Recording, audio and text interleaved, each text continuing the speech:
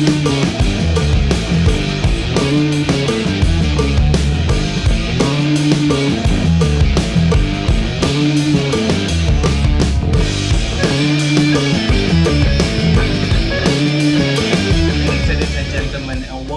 back to my channel. How do you guys like that B-roll sequence? Pretty dope, right? I actually had a lot of fun doing that video, working on the project. I can't show you the final video yet because it's not ready, but I can share you guys some photos.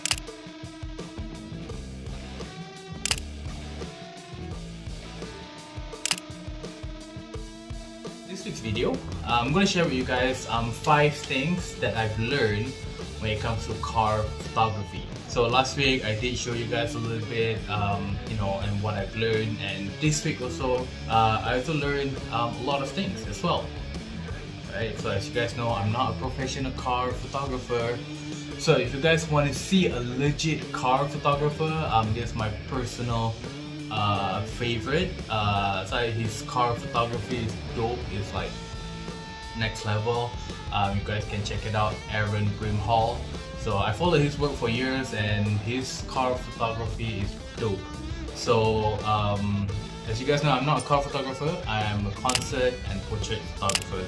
But hey, something wrong trying something new, right? Alright, so this week I'm going to share with you guys 5 things what I've learned when it comes to car photography. Number 1 is on how to get, to shoot for a car, is that how to get access to this kind of cars, right? You need access to this kind of car before you can even shoot the cars, right? You can start off with your own network, right? For like last week, the 1 Series BMW that I shoot for is actually belonged to my good friend Arman. He owns that car. So I was trying to experiment something new, which is car photography, because I find car photography is very cool. I'm not a car person, but I find automobile photo shoot is very cool. So I decided to give it a try. So I reached out to him and say, hey, can I borrow your car, to do some video and photos? And he said okay, and then we planned things out and we did a shoot. That would be my first time shooting for cars. So I learned a lot of things. Like I said earlier, start with your network. Ask your friends or your family who have a luxurious car. I'm pretty sure most of you guys know someone, at least one person who have a luxurious car. Or you can try a second one where you reach out to all these like car dealership. Go on, in Malaysia we have Mudah or Carousel, right? You can just reach out to the seller and ask them, hey, I'm trying to experiment, shoot for cars. You can use the content that I created for you. Just come up with a win-win situation deal. So I'm pretty sure they'll be okay with it. Worst case scenario, they will just say no. Right? But most of the time, if you manage to persuade them, they would definitely say yes. So number 1, ask around someone you know, or number 2, just reach out to car dealerships or a second-hand car dealership and ask them and offer them your content. So that's how you get an access to luxurious car for you to shoot. Now number 2, what I learned for this project is location. Now, unlike any other product that you're going to shoot with, car is a very big object that you're going to shoot. Location is very important. So prior to shoot this, me and my partner Andrew, you know him, we spent a week before our actual shooting date. We actually scout around to look for a nice location for us to shoot. What kind of location we look at is an area where it's nice and also it won't be disturbing the ongoing traffic, right? Because we do not want that. So when it comes to location, it's very important.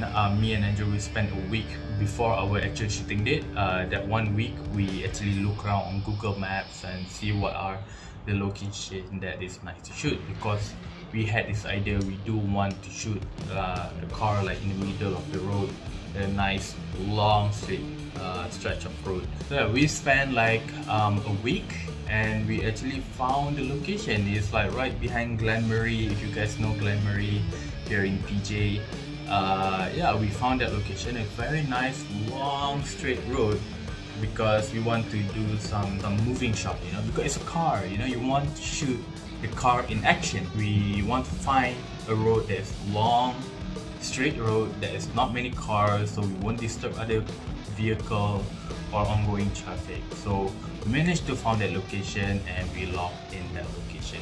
If not, it will happen like the previous shoot. We wanted to shoot at this one rooftop where it's at Track KL, the parking building. We wanted to drive all the way up to the rooftop, but it was closed. So yeah, but luckily, like I said, it's very important for you guys to check the location first, at least 1 week before the shooting day, because if not, a lot of things gonna go wrong with your shoot on that day. So scout the location at least 1 week away, so that way you have time to come up with plan B. Now number 3 is timing. Alright, I said this in the previous video before, timing is very important, right? Because you know, here in Malaysia, traffic jam is inevitable, right? Especially here in KL and PJ of the Klang Valley area especially.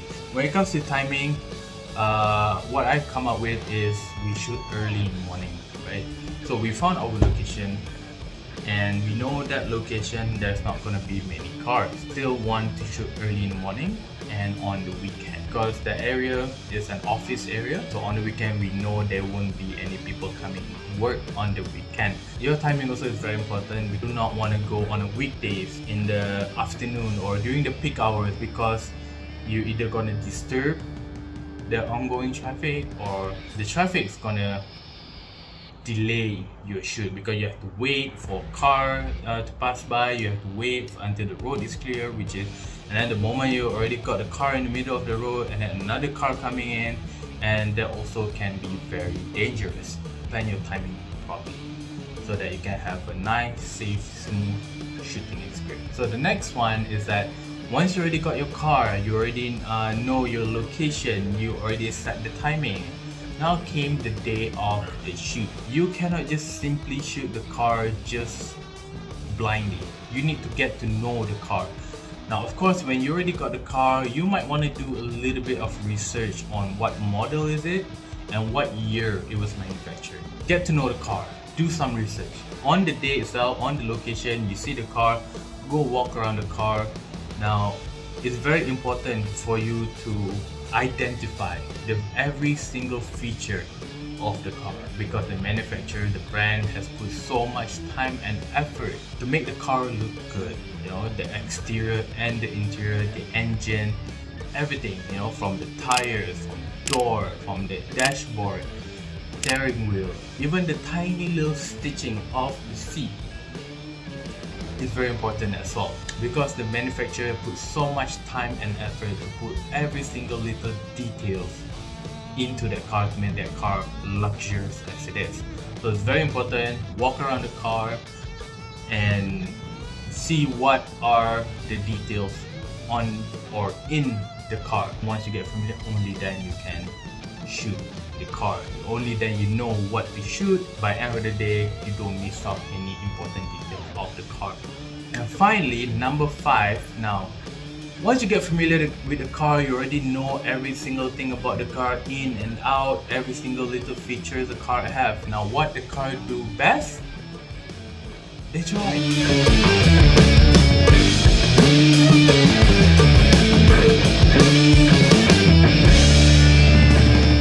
Shooting car in action is very fun. I had my fair share sitting at the back of a moving car trying to shoot that the moving car. My friend Andrew also had his turn on sitting at the back of the car. And also to shoot for a moving car, again, like I said before, number 1 is safety. You really need to be safe. You know, if you guys have a strap so you guys can strap yourself in the back of the car, do it, because you are going to shoot at a fast moving car. You don't want to drop and you don't want to get crushed, anything. You might want to hold on tight to your gear, because it is very expensive gear you guys using there.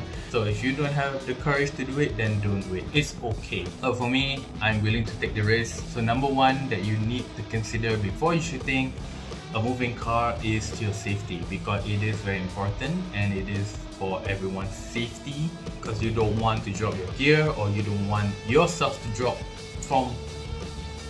off the car, because that would be bad. So you guys can get creative with this, right?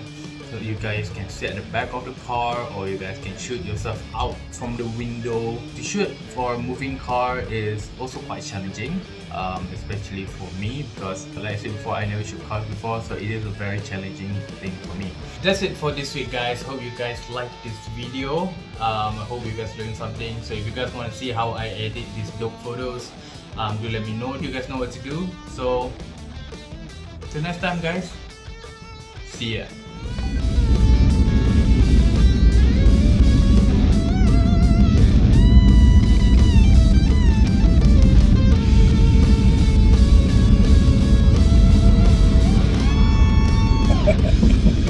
Right, bye.